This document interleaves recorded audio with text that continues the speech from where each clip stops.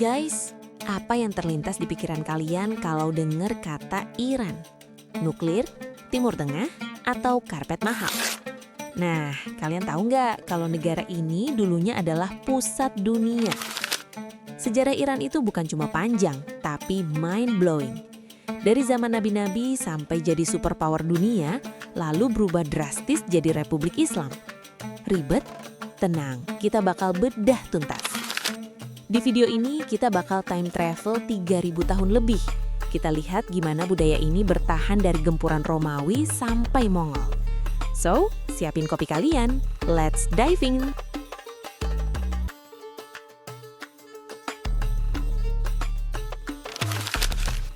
Oke, kita mulai dari ribuan tahun lalu.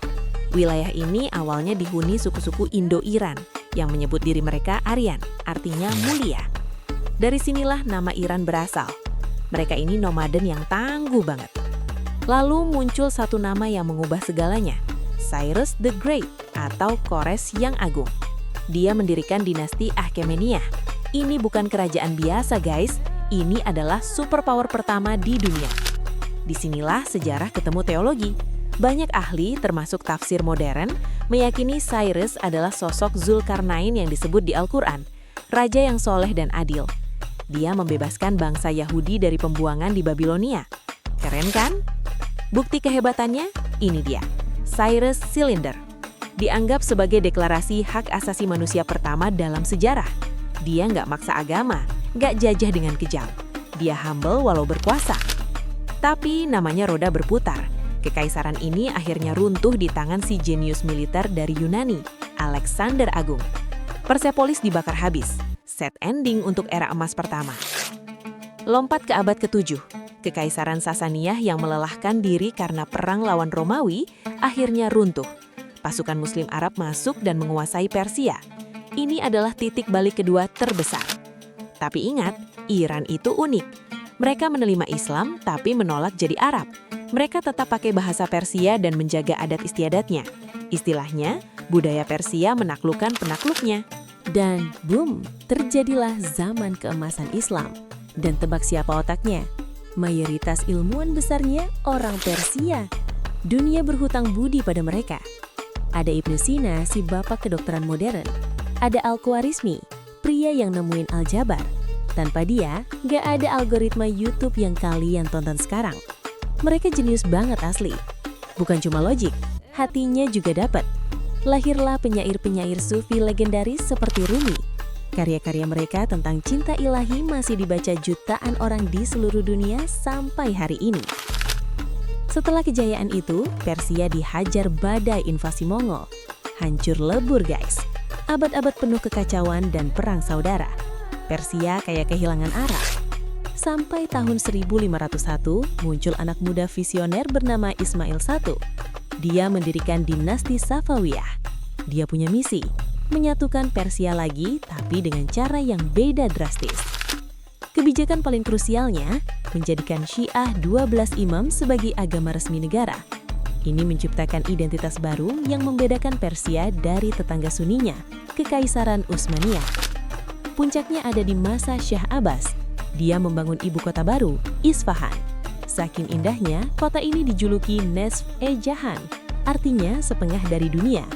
Isfahan jadi pusat seni, arsitektur, dan perdagangan global.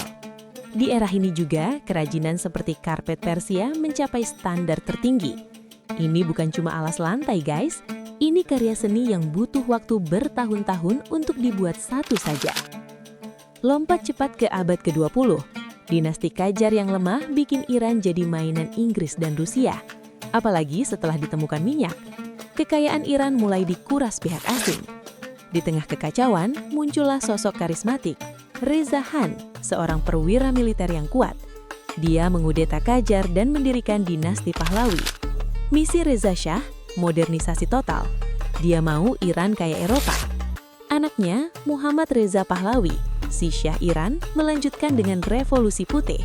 Wanita boleh bekerja, pendidikan barat masuk, industri dibangun. Iran kelihatan modern banget dari luar, kayak Paris di Timur Tengah. Tapi ada harganya guys. Di balik kemewahan itu, ada kemiskinan di desa-desa. dan Syah memerintah dengan tangan besi melalui polisi rahasia SAVK. Siapa yang vokal, hilang. Rakyat mulai muak. Plus, Syah dianggap terlalu manut sama Amerika Serikat. Bagi rakyat Iran yang bangga, ini penghinaan. Mereka merasa kekayaan minyak mereka cuma memperkaya elit dan barat. Disinilah muncul sosok karismatik, Ayatollah Ruhollah Khomeini. Dia memimpin perlawanan dari pengasingan. Suara kaset khotbahnya menyebar ke seluruh Iran, membakar semangat revolusi. Tahun 1979, bom waktu meledak. Revolusi Islam terjadi. Syah Iran kabur ke luar negeri, dan Khomeini kembali sebagai pahlawan. Iran berubah total dari monarki menjadi republik Islam. Cobaan langsung datang. Irak di bawah Saddam Hussein menginvasi Iran. Perang brutal 8 tahun terjadi. Walau menderita, perang ini justru menyatukan rakyat Iran di bawah ideologi baru mereka. Iran sekarang adalah negara yang penuh paradoks. Di satu sisi, mereka maju dalam teknologi, pendidikan, dan militer secara mandiri. Mereka survive walau disangsi ekonomi barat puluhan tahun. Di sisi lain, ada dinamika sosial yang kuat. Generasi muda Iran yang tech-savvy mulai menyuarakan perubahan dan kebebasan. Masa depan Iran sedang ditulis oleh mereka. Dari peradaban kuno yang toleran, ke era emas ilmu pengetahuan, sampai jadi negara teokrasi modern.